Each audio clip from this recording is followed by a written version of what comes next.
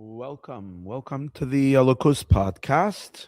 This is class number 20 in the Maimer Vayedaber Moshe Roshei Hamatos 5672, which is the 10th discourse in the great big book B'Shosh Agdimu 5672.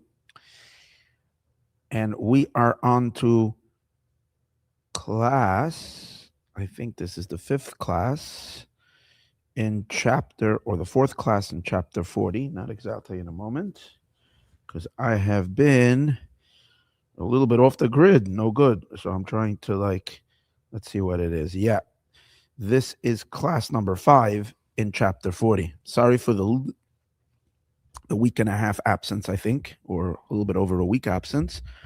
Hopefully we'll do a nice few classes now so that to make up for the lost time. Things just got super hectic, and I kept on saying, I have to do this, but it didn't happen. Okay, so here we are. In last class, the classes that in general in the discourse where, or at least in the latter half of the discourse, he's talking about the idea how Chachma is an experience completely beyond and above and on a different frequency completely from all the other attributes that follow the Chachma of wisdom. Like from Bina and downward is the Hishtalshalus, is a general evolution from level to level, because it's all existing in the experience of the Mitzios of Elokus, which means it's all the about godliness. It's a descriptive understanding and appreciation of the divine, but not an essential experience of the essence and the substance of the Or Ein Sof, of the infinite light. Versus Chachma, which Chachma is Yediyas Amahus. It's the experience of, it's like seeing a vision, and when you see the substance of the divine, and therefore it is on a complete different level, above and beyond, and not within the category of all the consequential sphirot that come later. And with this, he began to explain the whole idea of the nullification of vows. In order to understand that, we learned that Roshei, because now in this part that we're learning right now, we're bringing it back to the conclusion of the opening of the discourse that's in Parshas Matos Maseh, that talks about, or Parshas Matos, where the Torah talks about the mitzvah of keeping a vow, and at the same time, one can undo a vow by going to a great leader, a great rabbi, or whatever, and that person can ask certain questions and find a hole, so to speak, find an inlet to enter into the vow and to untie it, unknot the vow. A vow is like a certain type of a knot, you untie it. So in order to appreciate how this works, he's going to explain it with the dynamics, literally with the dynamics that we're learning over here. And the concept is like this. In short, and this is what we were holding in this exploration, the world that we're living in is a mixture of good and bad. Our work is to make this world holy by cleaning out the evil, the bad from the world, the negative in the world, and uncovering its good potential. It's a delicate type of a work. The only way we can fix the world is by engaging with it. But engaging with the world means that we have to do a very delicate dance, so to speak. We have to engage, but very focused in that our interaction with the world should be with precision focus on connecting to the good element, the holy element, the godly potential that's in everything, and not fall prey to the external allure of the physical material things in this world, which can seduce a person into their realm, which is the realm of the other side, the unholy side.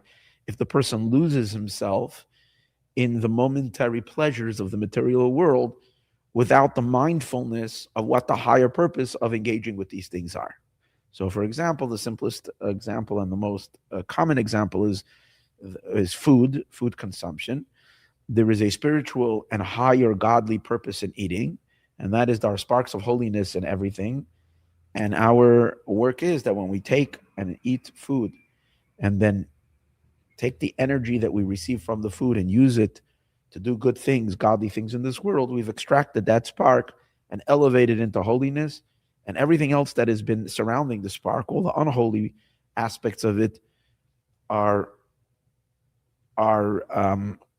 completely dissolved because once the spark has been identified and included in the holy, that which is unholy has nothing to hold on to and disappears. And as a result of the trillions of acts of eating that happen across the world, and brachas that are made, blessings that are made, and the energies are then transported or redirected towards the pursuit of a connection with God, in whichever way it is, in prayer, in Torah, in mitzvah observance, so on and so forth. Through this, bit by bit, all of the food in the world gets elevated, and not only the food, but all the things that are connected to food, and so on and so forth.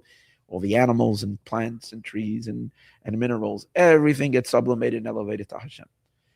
Before we eat, before we engage, everything is a mixture of, like we learned in last class, the last thing we learned was la tacherev misapechas, that right after the sin of the tree of knowledge, which caused this mixture to become even more mixed and more entangled, at that time, Hashem put outside of Gan Eden, Hashem put a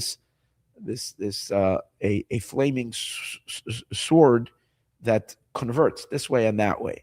What does that mean? As we learned over here, is that there is a certain klipa, a shell, that is not completely bad. If it would be completely bad, we have no purpose in interacting with it.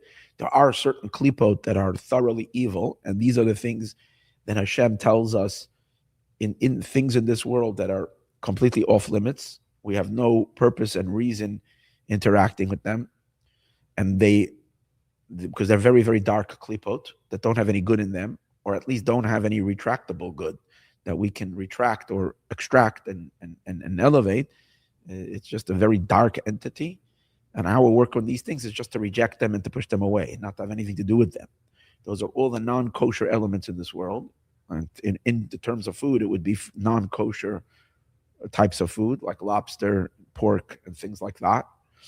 And then there are all the rest of the permittable things in this world that are also not holy, but they have a potential that through our interaction with them, we elevate them. They're called klipas noga. And these klipas noga means a glowing shell, and we can elevate them. This is very, very much basic level Hasidus. We all know this when we study Tanya, right at the beginning, how careful we need to be when we engage with the material parts of this world.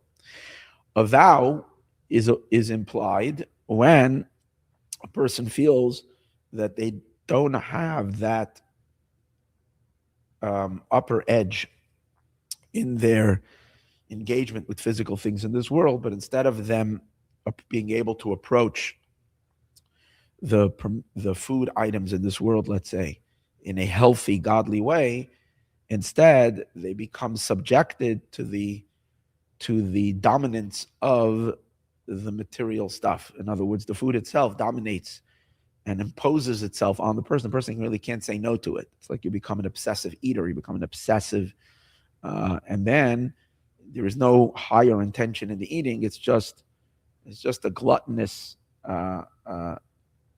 subservience to it, and that does not do any good, not for the food and not for the person. It creates more and more klipa, more and more unholiness. It strengthens the dark element of the food, and it does not extract any holiness, anything good. So when the person realizes that, then they realize they're only making a mess in this world. God put them in this world to be the gardener, to be the watchman, to be the one that improves the creation. Instead, they are just making it more farklipet. They're making it more impure.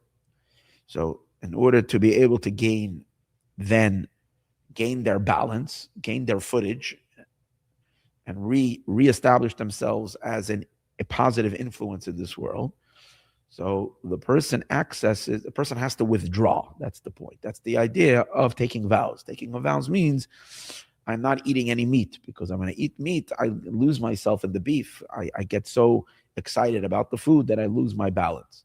So I'm not going to eat meat, or I'm not going to drink wine, or I'm not going to engage. So even though it's permissible and it's elevatable, one abstains from it. Now, in order for this to happen, one has to access, because after all, yesterday, every time, I saw, the bottle, I was beginning a little alcoholic. I couldn't, it pulled me, and I couldn't say no to it. So how am I now going to be able to maintain my distance and not and say no to my natural physical desire and impulse.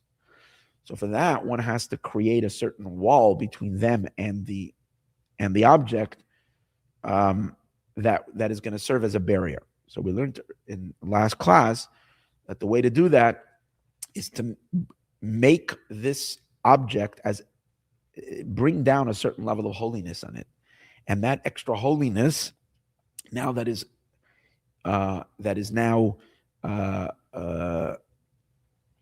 has now landed, or so to speak, has now taken hold of all meat or wine or whatever it is that you're making a vow of. That extra holiness is now infusing that particular thing, and the person is now afraid to desecrate that holiness. So it's like you make something, you turn something into a sacrifice, and a person has a power to do that with his mouth, to say this thing is holy, sacred. I'm not going to touch something that is now belonging to the king's private, that this is now sanctioned, that this is part of the king's property. How dare I touch that? So explained in Chassidus that when you make a neder, you accessing what it says we learned that it says in Sifri in Midrash, you are accessing kol hanoder kili noder b'chayei hamelech. You're making a neder in the life of the king. What's the life of the king? So we learned in last class. The king represents the attributes of the 6 divine attributes called Ze'er Anpin.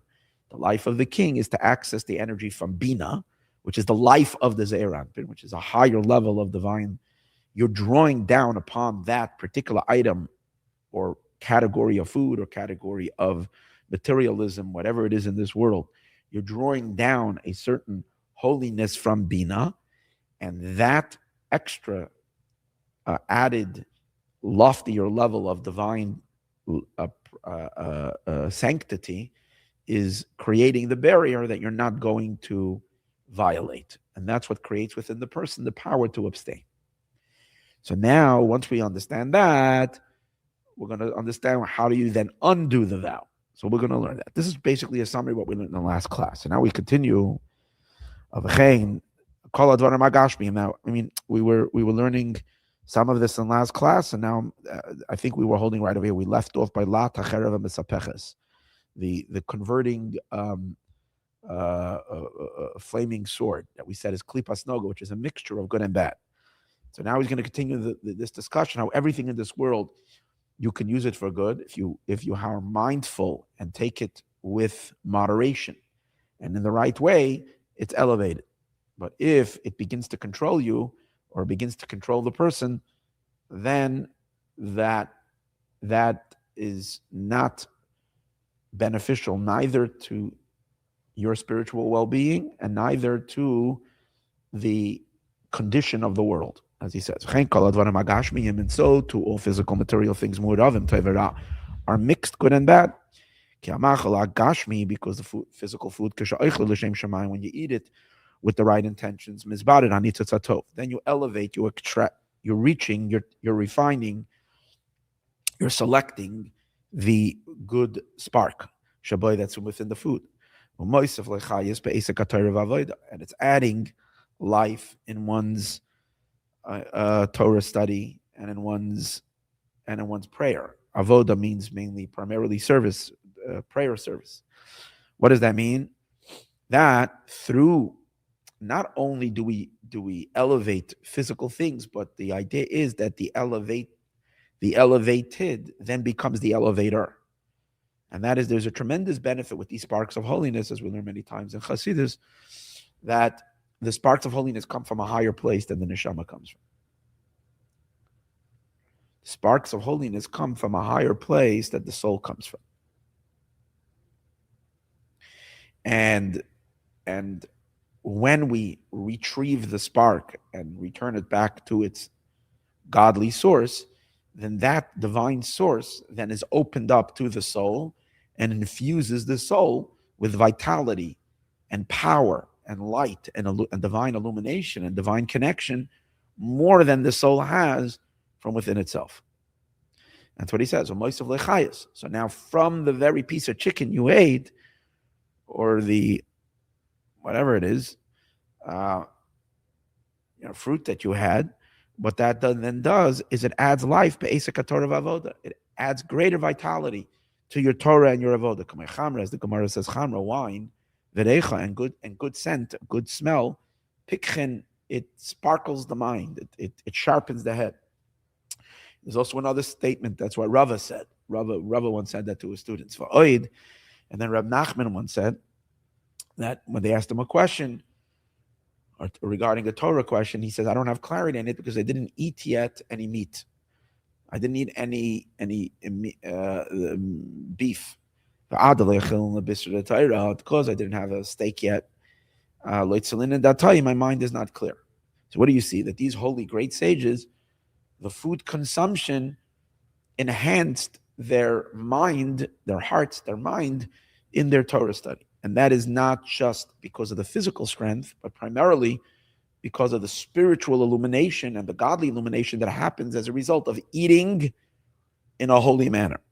Because then you access the spark, and that spark opens up in your soul and contributes enormous, lofty energies into the soul. But on the opposite, when a person eats just to fill the lusts of one's animal cravings, then it has the opposite effect. Ma'ava, it coarsens, or it thickens, and coarsens the person. Kamaimer, as the sages say in Masechta Tractate Brachas, mile krese, filling a filled stomach, zinabisha is one of us is a serious sin.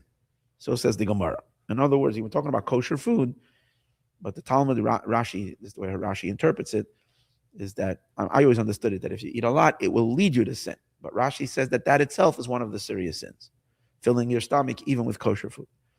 So one has to be very careful. And the reason is because it does lead you to sin. In other words, one stuffs themselves, you're more inclined afterwards not to be inspired to go and to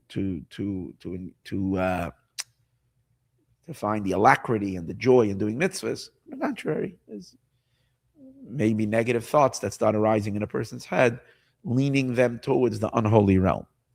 This is where the work is.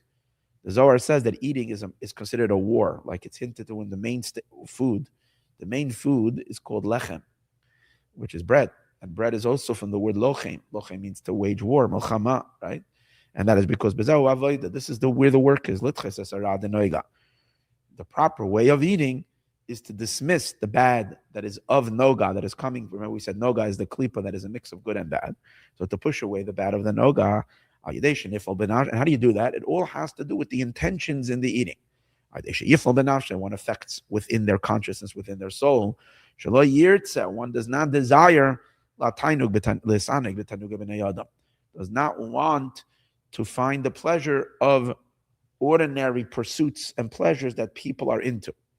Today, in general, we have a culture today in the Jewish world that has become very gourmet and very into celebrating the material pleasure of eating. People are always not only are people eating and enjoying food immensely by going to all these fancy schmancy restaurants, where they're fancy, and there's so many food establishments, it's became so much part of the culture. But not only, and on one hand, you can look at it that, okay, maybe it's because we're nearing the time when the world will be filled with godly light and pleasure. Okay, we can give a positive spin on it. But it's a far cry. We're probably better off staying in the old ways when, at least in Hasidic cultures, it was very not approved to be so engrossed in eating. But in any case, and not only that, I'm saying, not only people eat, but there's became a culture where you everything you eat, you take pictures of and you put it on your Instagram, and you're like, wow, I'm going to eat this crazy fancy food. So it's a certain gluttonous. It's a real, where people don't even realize that it's so coarse. But in any case, he says it's tanugim and ayadam. That's the pleasures of people. People like the pleasures of food and dining and so on and so forth. And the person has to elevate themselves. And if you want to live a spiritual life, one of the key principles are this discipline to be able to raise yourself up above and beyond the normal obsession with food, and that you disengage. But how do you do that? I mean, food is very pleasurable, and in today's world, it's all over the place, constant. And it used to be that people had a little bread and a little potato and a little herring and onion. That was kind of the food. But today, with the plentifulness of God's blessing and God's bounty, and there's such availability and so much, and the food has become so much, so enhanced to all of us. It really takes a lot of work, internal work. So he explains over here. He's going to explain in a minute how do you do that. But when one is able to rise beyond the physical temptation, and their intention is l'shem shamayim, to eat for a higher purpose, for godly purpose, then mevared es hanitzutz hatov. Then one accesses the spark. That's all that it takes, but it takes a lot. In other words, it's what you're focusing on. You're sitting down to the meal and you're interested in, stop for a moment. It takes a second of mindfulness. It's a recalibrating. Stop for a moment and say, there is something holy and godly in that food that's waiting for me. This is an opportunity. I'm on a date now. Think about it that way. I literally am on a date. Me and the spark I'm going to pick up my date. I'm picking up this girl on a date, potential wife. I'm picking up, God orchestrated from before he created the world, that me and this spark should meet up. And we're going to sit together on a park bench now. We're going to engage in conversation. What am I going to do with this spark? Am I going to destroy it? Am I going to wreck it? Am I going to take a sledgehammer and smash it? Or am I going to act with dignity and respect for this spark of holiness that's there waiting, has been waiting all of its existence for me to lift it up to a higher place? Imagine if we would sit down and think that every time we eat, take that moment and thought. And then what do? Say, okay, I'm going to eat you now. But I am now, what am I doing? In about a half an hour, I'm going to be davening mincha. Right? Now, the daven mincha with concentration, I can't be tired or I can't be like weak, because then I'm not going to be into it. But I'm going to daven mincha in a half an hour. I'm going to eat you now, and you are going to become my ashrei, and you are going to become my slach lanu. You're going to become my modem anachnu lach, which are my thankfulness and gratitude to God for all the good he's given. The energy is going to come from this sandwich that I'm eating right now. Now when you eat, it's a whole different story. You've just cracked open the klipa, retrieved that spark, and you're now surfing on a surfboard, which is that spark. And when you're going to daven, it's going to take you to spiritual heights that you could have never have gone without that sandwich, without that bread, without that tuna, without that whatever it is, chicken sandwich, whatever it was. Okay, and then while you're eating, you're so excited about the spark, you forget about the pleasure that you're feeling in the food. You're tuning into this higher place. But it's very hard to start doing that when you sit down in front of a plate of sushi. It's very hard because the sushi will activate the more animalistic side of the human being. Before you even get a chance to start making any higher meditations, you've already created within yourself, you're salivating for the physical experience. So therefore, the work, you need to go to the gym before that. You need to go to the spiritual gym before that, so that when it comes to the heavy lifting, which is the lifting of the sparks, you are already spiritually exercised. You're spiritually you're fit. You're in shape spiritually to be able to do the heavy lifting and lift the spark by overcoming the physical. So how do you do that? What's the exercising? What is the spiritual gym? That's prayer. And therefore the main work happens at the beginning of the day when you pray. This is the time when one has to meditate on elokus, on godliness. And that is, you have to make God a central attraction in your life. And that you can't do when you're sitting in front of a plate of good food. For that, that's where your siddur, when you're under your talit, you're wearing tefillin, or if you're a man, if you're a woman, whatever it is, you take the time, your eyes are closed, you're sitting in a environment in shul, whatever it is, in a space that is conducive to focus on God. And you take the time during prayer, you're not just mumbling words, and you're reading the prayers carefully, and you're allowing yourself to enter into those holy sentences and into the holy words. You meditate about God and how that He is the only reality, and how without God, everything is absolutely, utterly non-existent. And therefore, God is the source of every pleasure and every delight. Not just He's the source, He is the pleasure, and He's the true light, and He's the true vitality and life force in all of existence. And then, if one meditates upon this for quite a while and does this daily, you naturally feel Hashem all day long. And when you see things, you immediately remember that God is the true existence of it. So you're looking for the godly, and you're attracted to that godly. And you're less likely to find the outer meaningless shell appealing. So that's what he says over here. During prayer, you meditate on the divine, which leads a person to love and becoming close to the godly. The epitome of the person's desire and his will is in the divine. And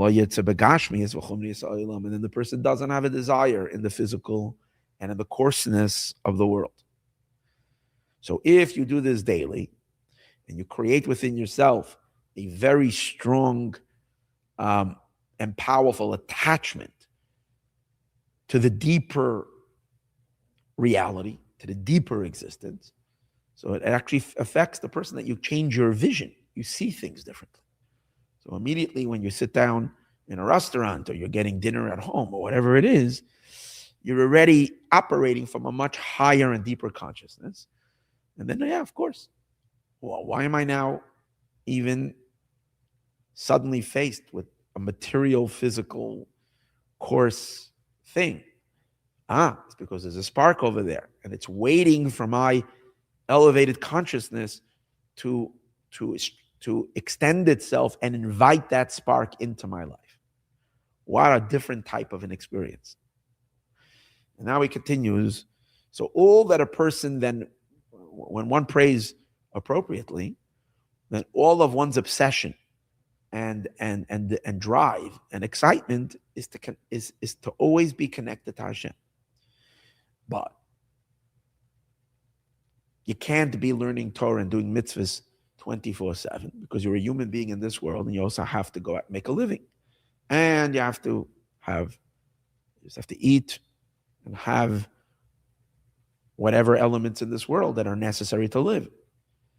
So, but then what happens is v'gam binyanei olam, even when one gets then involved in matters of the world, which is an absolute must.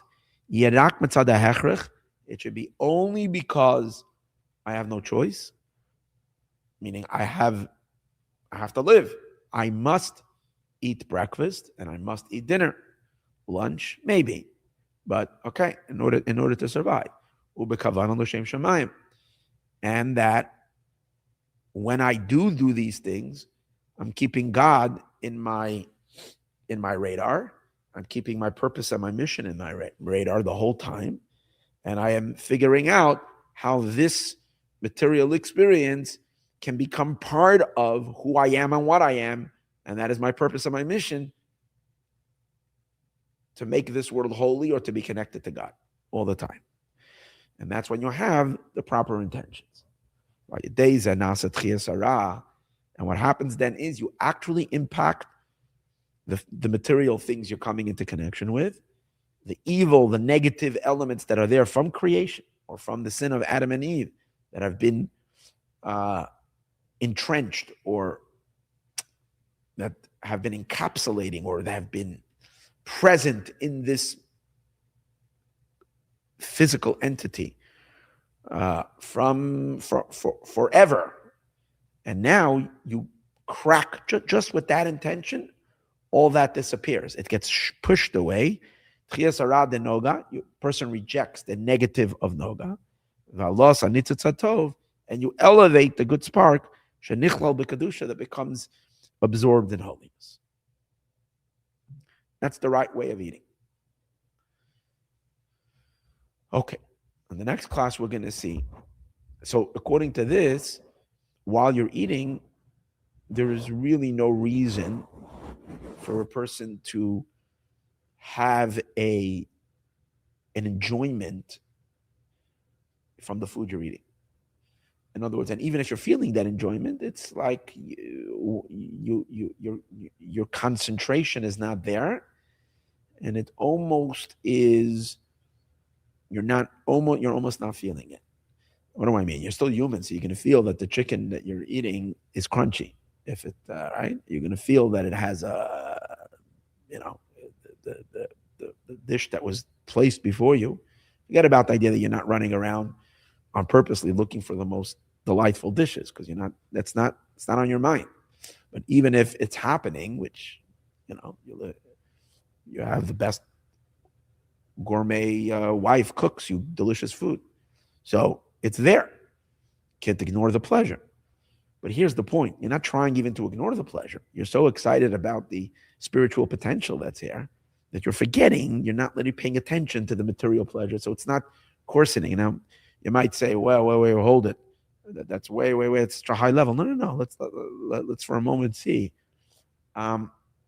We all know that when we're sitting at a potential business meeting lunch, and there is potential now to make like a crazy amount of money, and you're sitting with someone, going out to a lunch, to a restaurant, and you ordered a nice dish, but because you're so focused on the much greater thing that's over here, the very same restaurant with the very same dish that you're usually so into the experience of the sensation of the food, your mind is not there. It's completely in the background. It's like background noise. It's hardly not even feeling it because all you're doing is focusing on whatever you're talking to this individual to sell them on the deal and so on and so forth.